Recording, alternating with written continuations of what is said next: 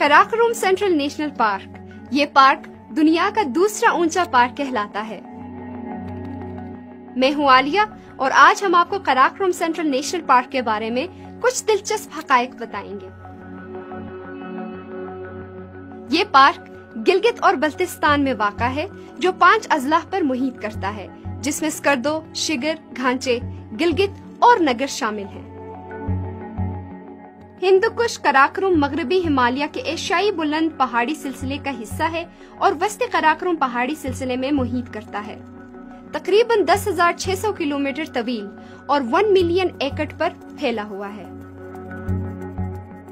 1993 में इसको पहली दफा नेशनल पार्क का दर्जा दिया गया। इसे दुनिया के सबसे ज्यादा टेक्टोनिक तौर पर मुतहर्रिक मकामात में शामिल किया जाता है।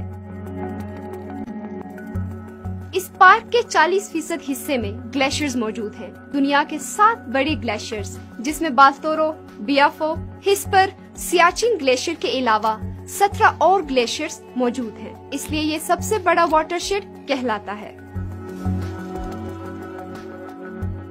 शदीद जियोमॉर्फोलॉजिकल खित्ता होने की वजह से यहाँ लैंडस्लाइडिंग एक आम सी बात है, जो बहुत सारे तबाही का सबब बनता है, लेकिन बहुत सारे जमीनी शक्लों को तश्कील देता है। कराकोरम सेंट्रल नेशनल पार्क जंगलात और अल्पाइन चरागाहों पर फैला हुआ है, जो हयातियाती तन्नु का घर है। ये मारखोर, कस्तूरी हिरन, snow leopard, Marco Polo sheep, Himalayan ibex, blue sheep, grey wolf जैसे खूबसूरत जानवरों को पनाहगाह फराहम करती है।